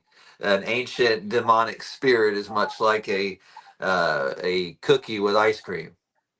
Now, listen, Wednesday's nice enough to come on the show and hang out and talk and promote. So let's buy some of these things. Go over there. Yeah, and if you if you don't like that shirt, go on the store. There's tons of stuff. Everything from Burger King type glasses with my head on them to everything. We have every type of merch you can think of. Summer clothing. Just go through there. There's pages and pages of stuff. But that's just a Valentine special, and you can get it before it's available to the public because I haven't announced it anywhere except for here. Exclusive. So anyone that's sold tonight, Wednesday will tell me that, hey, I got to give you credit. You had people buy those. That's right. I'm going to be checking. I've got my guy checking right now. I've just sent him a telepathic text because I can't use my phone. And he is going to check the scoreboard, and I'm going to report before we leave here how many we've sold. Right now, we've sold 2. All right. We need to sell 2 more. 2 more in the next 2 minutes. 2 more in the next 2 minutes. Ring them up. Right, let's start the clock. Tot it up. Someone says, what do you think of my life with the Thrill Kill Cult? Funny thing is, I've never listened to it, but what I do know about my life with the Thrill Kill Cult is that is Hangman's joke in the movie The Crow. Did you know that, Wednesday? I've only seen The Crow once. I don't really remember it. The band that Brandon Lee is in, the photos are him with that band. So that's all I really know about them. Did you tour with them, Wednesday? I believe they're the ones that got me to taste the Belgian waffle. Oh, wow. Is that the band is that who I'm thinking? I don't remember. No, that's Lords of Acid. Sorry. Okay. They were in The Crow too, though, I believe. Does Wednesday 13 have a BJ package? Well, anything can be negotiated. Yeah. Hit me up after the show. My friend wants the website. Hit me up out back. When the show's over, hit me out back, and I'll let you know about the BJ special. Michelle has listed it in the description, so you can go and get it. And I will say that we're going to do another auction. I wanted to thank the people who were part of it. because it was a fun little thing, and people got to get cool stuff and kind of hang out with us. It'll be more fun when we do it. Next time we're going to do it from Wednesday's man cave because we'll have more time. Last time we did it at the convention, but the idea is that before Wednesday goes on the road, he's got to get rid of some shit to make room for all the new stuff. And so we will do a live auction for some more personal things too, different things from his career. And I think you guys will like it. We have a link for that somewhere. I don't know if you can find that link, but there's a link to sign up. You'll be ready, but I'll get it to you guys. It might be in the description. But so we're going to do more of those, and I guess I'm going to do one with Scott Ian. I got to talk to Sean about it, but it seemed like he loved the idea too when he saw how well it was going. I think he wanted to get in on it. So we'll get you guys signed up, and we'll have a good time. It was fun, and I'm glad to see people sharing pictures. It's so cool. The prints, it was so great seeing everyone get their print because usually you want to sell more. You go, well, now you see it, but that's it. People who got them. Wednesday, I saw a lot of people post their photos online. I've shared a lot of them, and a lot of people on my subscription that I added on Instagram. A lot of those people, most of those people ordered stuff. So it was good to see. Very good stuff. And okay, I was just trying to get through. I want to make sure I got to all these super chats. Did I? Oh, I did not. I'm sorry. Joker Blitz Media. I probably tuned out hours ago. This would have been a good question for Sean because Sean is involved with the Aussie camp. Any thoughts about the last Aussie show? Wednesday, any thoughts for you? I'm kind of bummed that I'm going to be in Birmingham like 2 weeks after that. I'm sorry, Birmingham. That's how you got to say it. You learn to say it. You can't go like I'm Birmingham. Going to be up in Birmingham over there with Ozzy and those guys, Black Sabbath. Black Sabbath. Ozzy. You know him. He's from Birmingham. So I've learned to say it. I'm a world traveler now. Now I say Birmingham. I'm going to be in Birmingham 2 weeks after this. So no, I think it's cool that all those bands are coming together and do that for Ozzy. I mean, he's did a lot for those bands. I mean, most of those older bands that toured with Ozzy. I mean, I remember that first Anthrax video I remember seeing on was Andy Social, and Ozzy's in that video wearing the Knot Man mask. You know, so I don't know. I mean, he's one of those legends like Alice. You know, he's but they don't make them like that anymore. So, but it's a bummer that it's the final show. But all things must come to an end. He's lucky that he will be able to do it because some people, you don't have a goodbye, and so in this case, at least he gets to sort of honor his legacy. I like that it's all different parts of his careers, including Rudy Sarzo and Jakey Lee. I think that's really cool that they're there. I will tell you that next week, Phil Soussan is going to be on the show. He will not be invited. Things did not end well for him. Well, look, I'll ask him. He'll talk about it, but he's coming on next week. And then Jimmy DeAnda from the Bullet Boys is going to be here. We recorded it yesterday.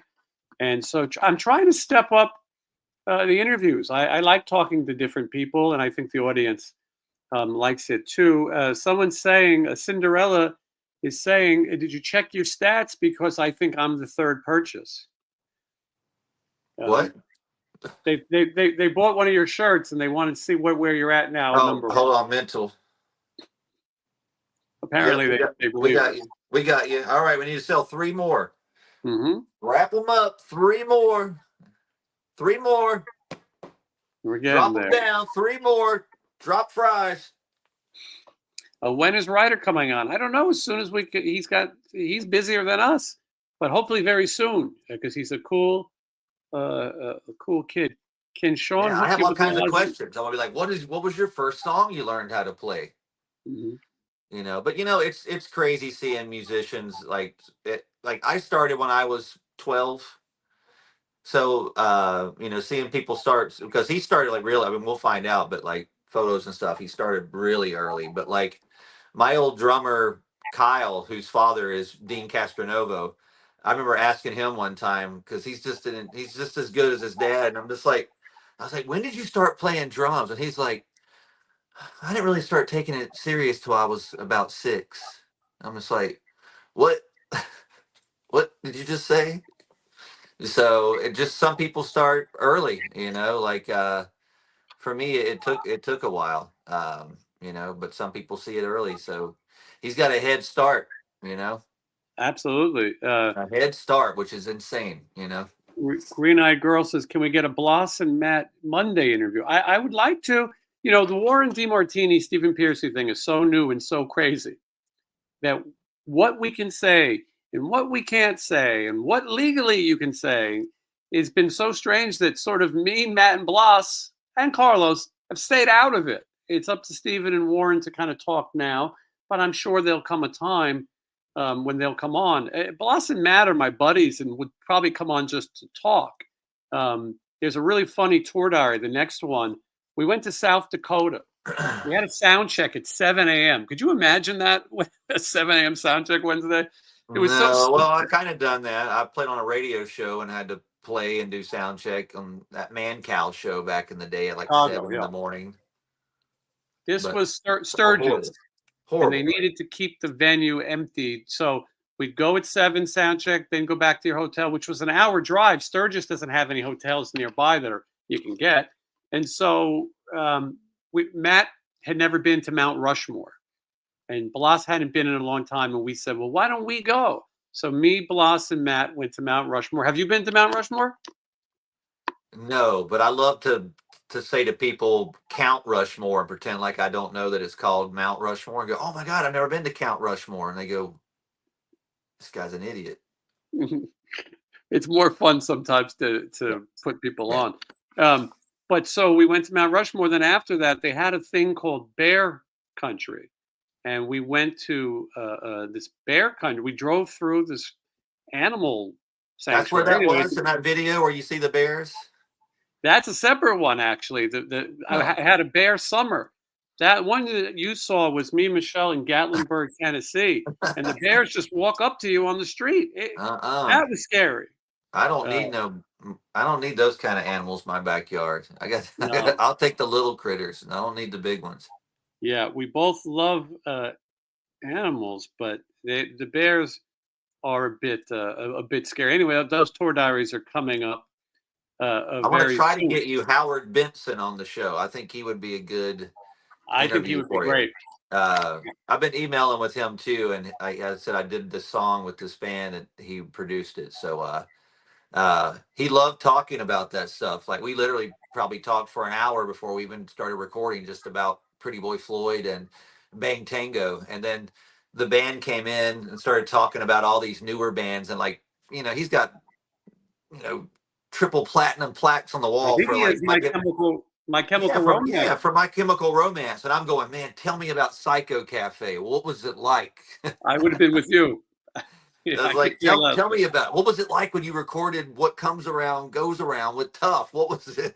He's just like, wow, no one even talks to me about this. So he was really cool. He wasn't speaking negative of it at all. He was like, that was a really good time. And that's why I was like, this would be a cool interview. So yeah, no, I think that would be fun. And I enjoy those kind of behind the scenes people who haven't already told their stories in years. Let's see.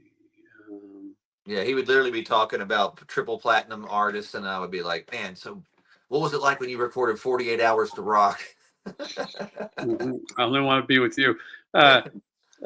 Yes, and he was also known for his TV show Benson, of course. Yes. I might have to go back there for an episode. If this series takes off that I'm doing, going to famous locations of TV shows, I might have to go back and record more. And also, the Mama's Family house is not too far from the Benson house. I'll go back and hang with you, and that's close to home. You can get a lot of good stuff in one day there. You can get Benson, Haddonfield, Mama's Family, and Pee-wee. Mm-hmm. You get it all. It's pretty cool. So far the ones I recorded that are coming out. And if you haven't seen my Facts of Life episode, go watch it. I'm trying to. Alice, I did the TV show Alice. It's like 67,000 views. It's one of my biggest Right. videos. So I'm hoping that TV thing will continue. But I went to the house from Happy Days where the Cunninghams live. It looks exactly the same. And from the Cunningham's house, you can walk to the Roper's house, which is Oh insane. wow. So I did that, and we'll see. We'll see how it goes. I'm trying to stay busy. My YouTube channel has been doing better than it has in a long time. But people, I thank you for watching. A lot of liking and commenting and subscribing, and hey, It's that been a helps. good month for both of us. I've had almost 10 million views on my page. Did lots of stuff. Writers Lots of ready to followers. watch the Facts of Life show, Wednesday. Yeah. Love to share it with them. Wednesday is monetized on Instagram, and he has the biggest numbers in Instagram history. The problem is his videos are controversial. And Yeah, I got flagged on a bunch of stuff. I'm learning what to do if I want to get my videos monetized. It's weird. It's bizarre, but hey, if you want to make a couple of bucks, I made $5 in 24 hours just off my videos I posted. And I'm not doing it to make money. It's just funny to watch when we notice now we can look and see stuff and go, it's like we opened up, we're like, whoa, this is how this works. What? it's like a challenge, though. Like, you mean I can do what I already do and get paid? Well, let's see how much. Yeah. So literally in the past 2 days or 24 hours, I've made 3 posts and I made $5. Or I could have made those same 3 posts and made no money at all. I And someone, need yeah, I need a percentage of the people who follow Wednesday, because Wednesday has yes. like 10 million followers. I need them to follow me on the Instagram. There it is, right there. I have I have almost 116,000 followers. I'm like 150 away. So if you're not following me on here, get get in on it. there. Get Yeah. in there. What's funny is Wednesday gets monetized, and they try to correct him on things he can say, but his name is Mr. Motherfucker. I mean, I know. My Linda Blair picture is getting like a ton of views, but it got flagged because I wrote out my own lyrics on the post. I wrote, "When I saw you piss on the rug, my heart fluttered and I knew it was love." And it's like, this could be objectionable material. And I'm like, what is? That's the only thing it could be. So I went back and edited it where it says, "I saw you P dash dash S." So now we're bragging about our numbers. You know, I'm saying, yeah, I got 60,000, but Ryder got 10 million on a video today. I saw that. That's insane. What was the video? Yeah, I was wondering. I saw that post. I was like, what? I bet he didn't have to put out a fire at all. He was just probably No. just rocking guitar.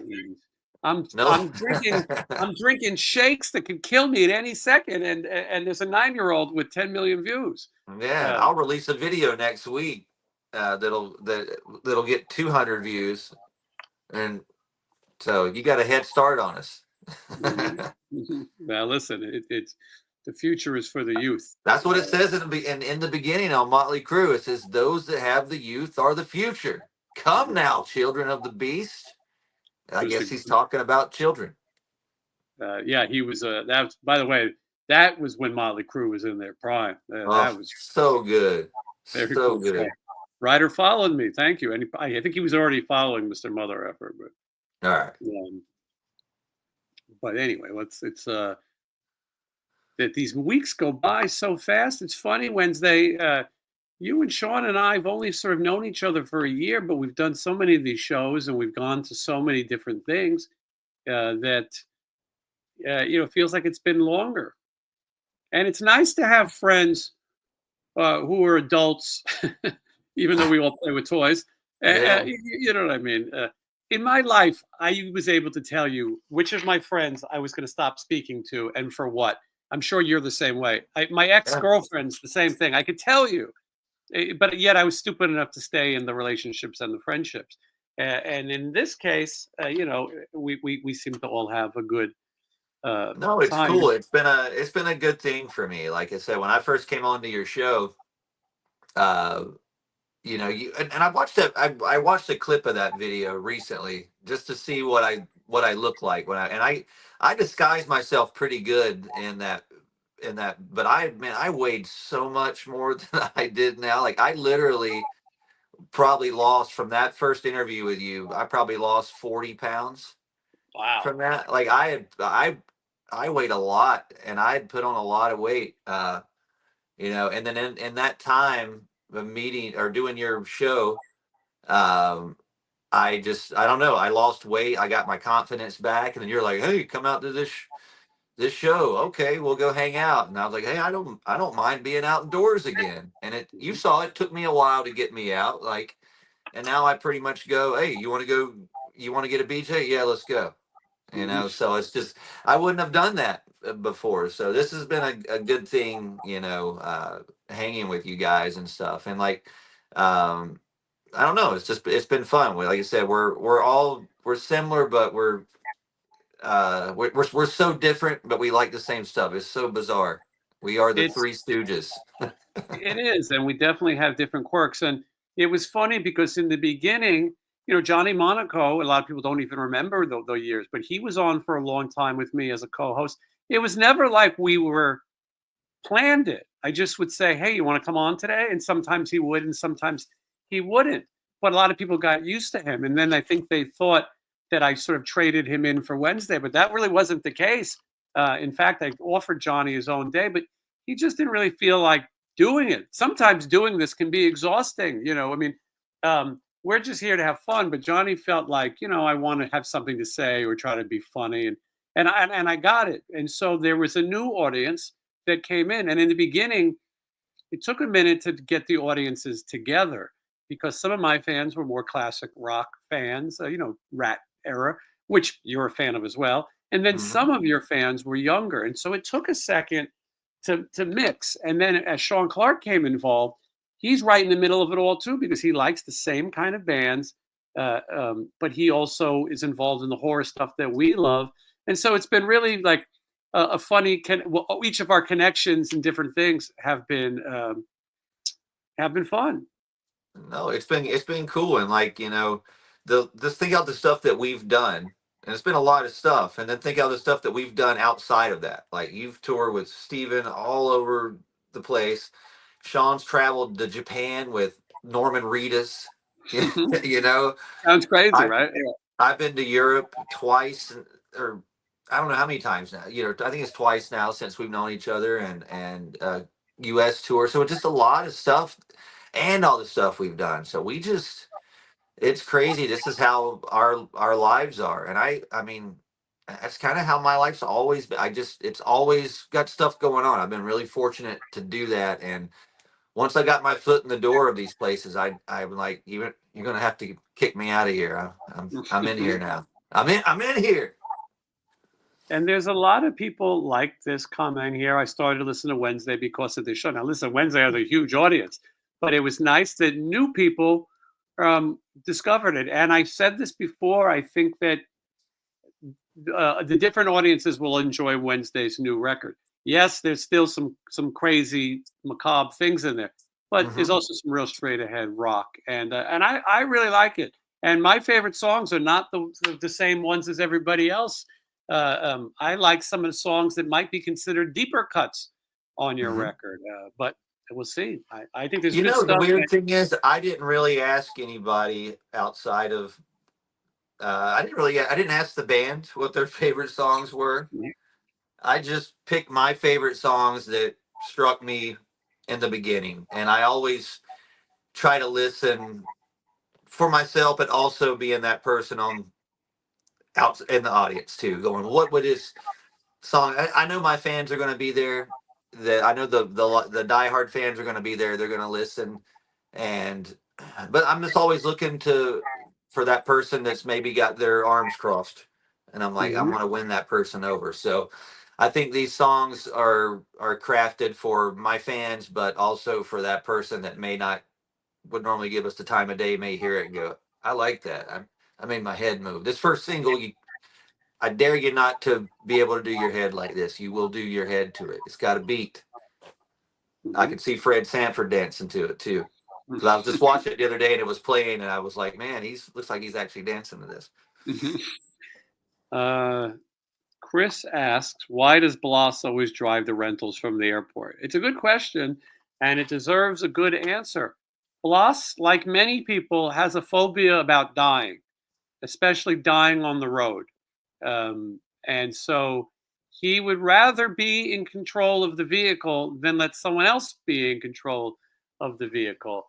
And he decided most of the time we either rent a van or we rent two large vehicles, and then we go to the gigs. That we fly and then we rent those, unless they provide ground transportation, which I prefer. I would rather just have a driver.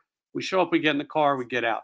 But Bloss wants to be in control, and so that's it. He's decided he wants to drive, and he's a very safe 10-2 driver, and yes, so that's it. I used to be a great driver. I used to always drive our van when we were a van and trailer band, and I used to be really good at it. I used to drive a work truck back in the day, but like as you've seen, getting back from Ontario just to Burbank, it took me 3 hours because I don't know what I'm doing anymore. I suck at it. I'm no good. Did you not use GPS? Yes, but I can't read You it just fast use- enough. I need You to just read use faster. G. Yeah. It's You like just Mitch use G. Hedberg when he talks about the do not enter sign. He said, I read this sign on the door. It says do. And I'm like, all right. And then I see it says not. And I'm like, shit, I need to read faster. Mm-hmm. And I have this problem. 14 more minutes in the show, and then we're going to get the hell out of here. I thank everyone for watching, and I thank everyone for these super chats. That's what keeps me keeps Shamrock Shakes in my life. Wednesday, National Acts doesn't have U.S. dates listed for VIP. How do I buy a Tier 1 VIP? Good question. Those are for Europe. The USA tour is being sold. All the VIPs are being sold through the venues. So it's actually cheaper than going through that because you get a ticket and the VIP. So the venues are selling them. I was going to sell them through this company, but the venues had already put them on sale and it was too late. I couldn't stop it, and now it's done with. I would have had them sold. That's why my Europe stuff's being sold through that company. So yes, go to the venues to get the VIPs. They're all available for every show except for Las Vegas and Los Angeles, because that's the first two shows, and I'm a stressed out mess, and I don't need that in my life. Coolest or strangest thing you've ever autographed? I don't know. I think someone asked me this before. Didn't I say a baby or something?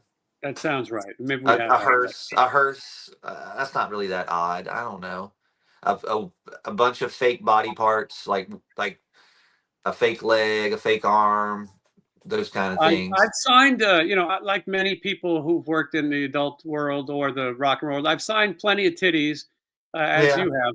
But I want to graduate to buttholes. I think that titties is so passé.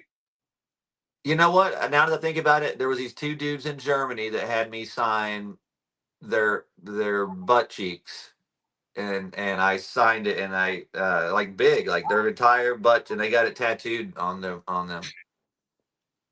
Well, they'll be at my German shows. One of them comes right up front. He draws a 14 on his head, and he just hangs over the barricade, and he sings. He's like my little lifeline. Like, he kind of outdoes me. He's pretty cool. Go Thursday 14. Good to see you. He's been coming to my shows for years. Nice.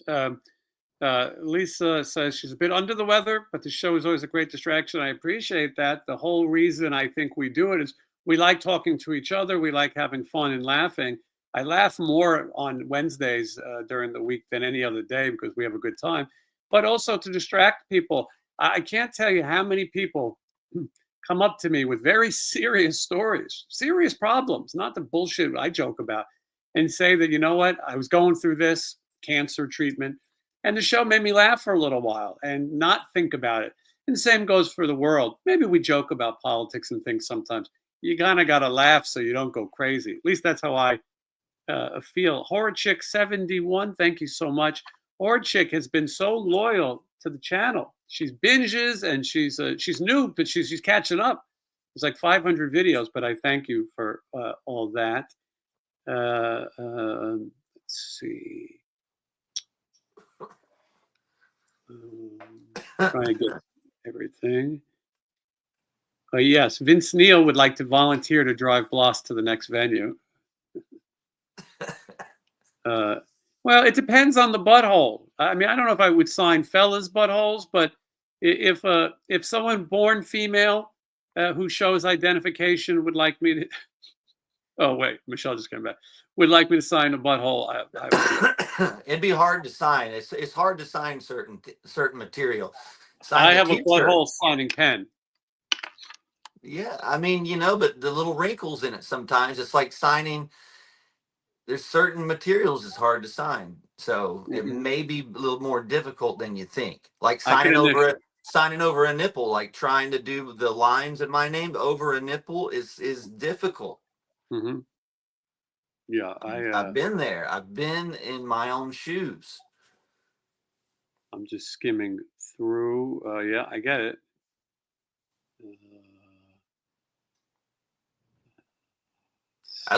I like Wednesdays because it's like everybody says on the show, oh, Wednesdays is my favorite. I go, just makes it feel like they're talking about me at all times.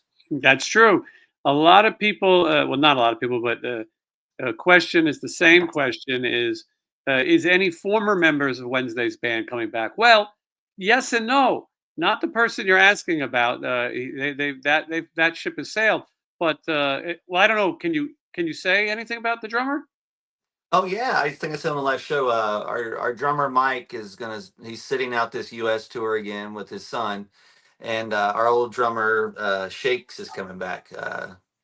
That was his nickname, Shakes, or Jason West is how he was listed in my records. But yeah, he's going to come back and fill in for Mike on this run, and he may fill in for Mike until everything's better with his son. Which he's got good news with his son. Things are there's nothing.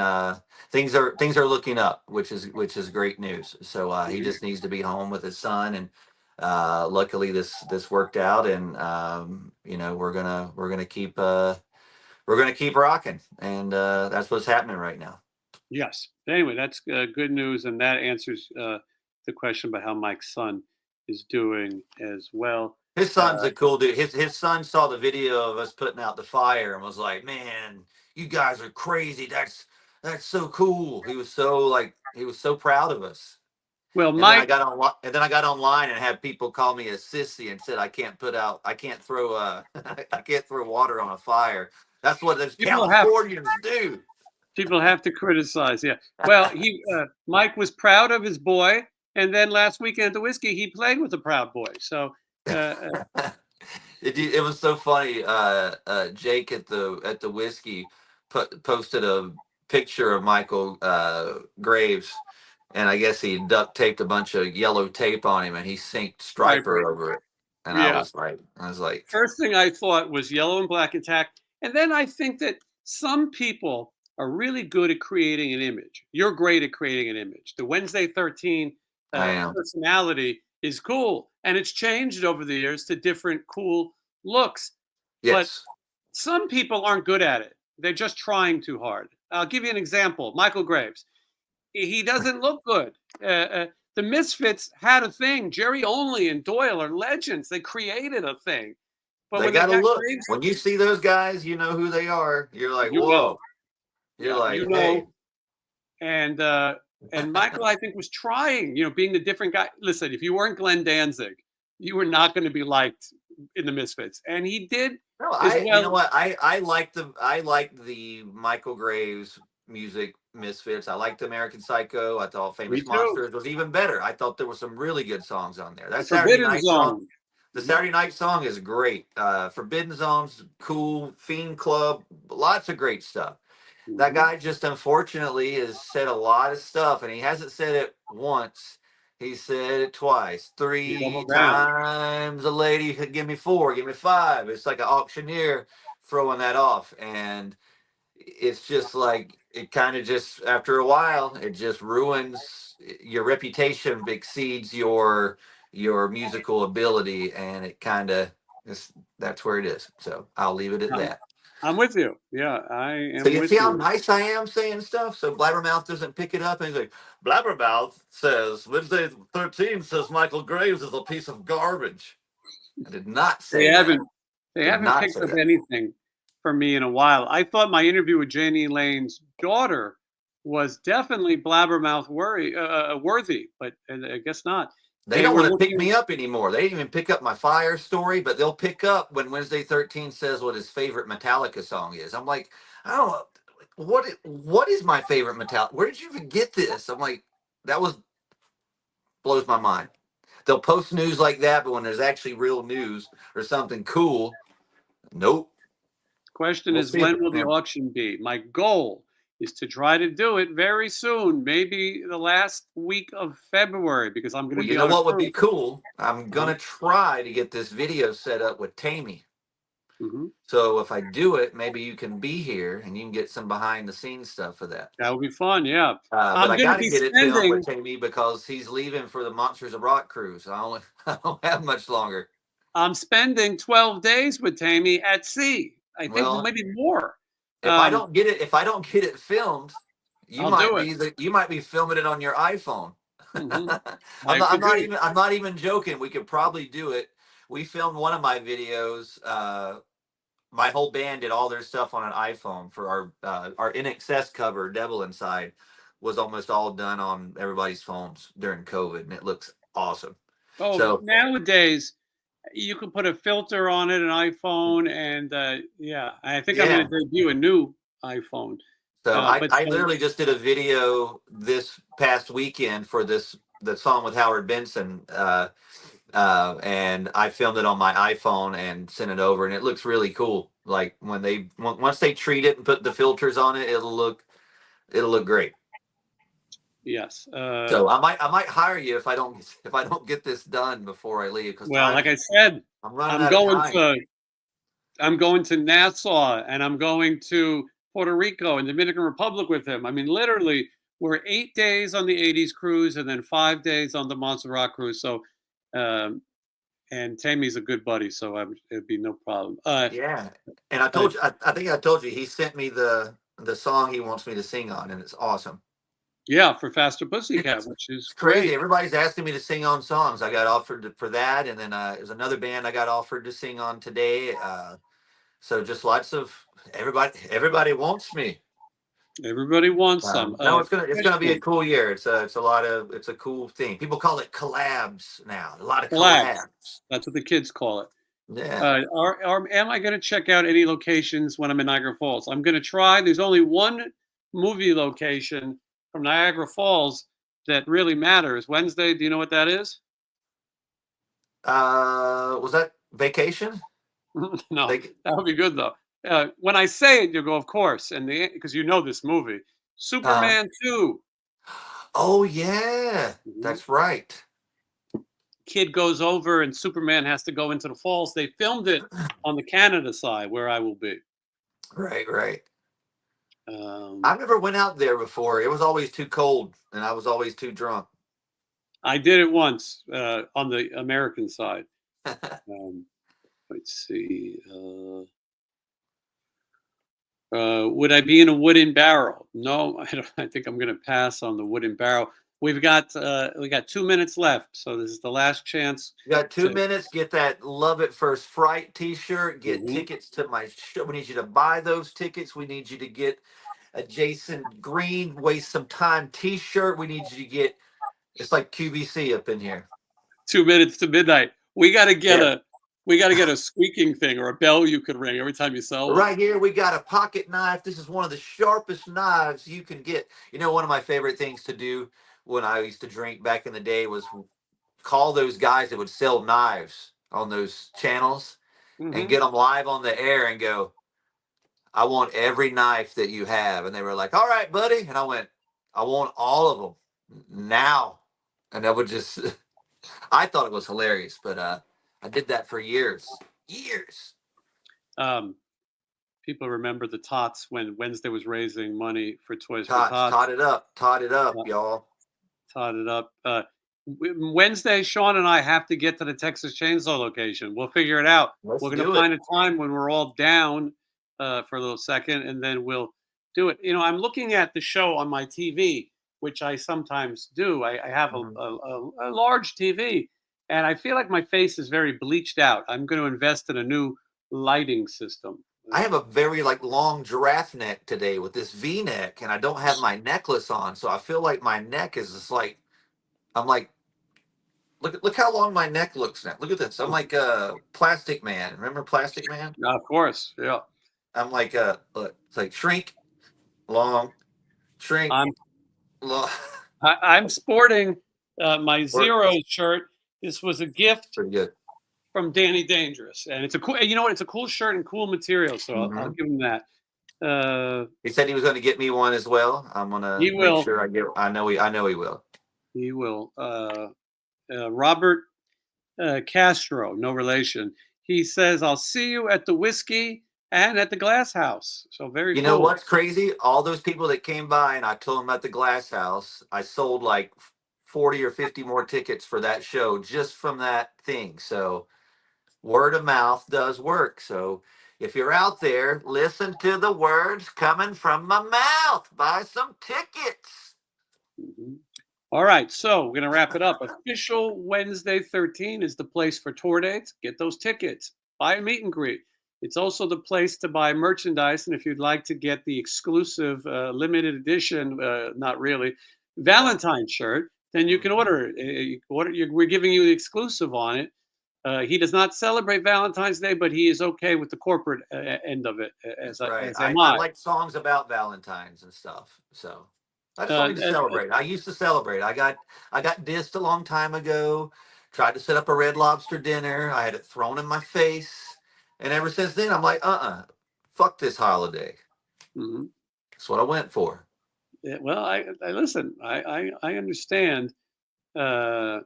And you can go to my Shopify. I think there's one of those prints on there. We had like 39 left. I don't know, but I think there's one. So if somebody wants it, that's the one. Who wants it? Who wants some? Who wants some of this? And like I said, we're gonna do more, and then you're gonna wish you had number one in the series. You're gonna wish. You're gonna sit around and you're gonna be wishing. You'll be like, one day you're going to be wishing that you had this, and you'll be like, I had the opportunity, and here I am now. I am a loser. I am an idiot. Yeah, just kidding. Nobody's an idiot, but you really are missing out if you don't own one of these. And there's one right there. Yeah, and that's because we've miscounted, to be honest. Yeah, well, that happens. Sometimes it happens. Anyway, good things ahead. Stay tuned. Follow us on social media to find out when the next things are coming up. We'll save the FMKs for when Sean is here. He's more the expert, although I'll do this one really, really fast. I would F Rose McGowan. I'd F Marissa Tomei. I would marry Rose McGowan maybe and get rid of... Rose McGowan has an illegal tape online. You can watch it. Really? You probably shouldn't watch it, but she looks like she's a lot of fun at parties. Anyway, listen, and I'm glad that Travis has one of the prints. Thank you. And Tina framed hers. I appreciate it, and I enjoy seeing them. People sharing them. And then, are we going to make a shirt? Yeah, I think so. We haven't really discussed the logistics, but I think we should make a shirt. Yeah, I think so. And I think so too. All right. Well, it's been another fun show. We'll see you guys next week. Thank you, Wednesday. Had a good time. See you later, everybody.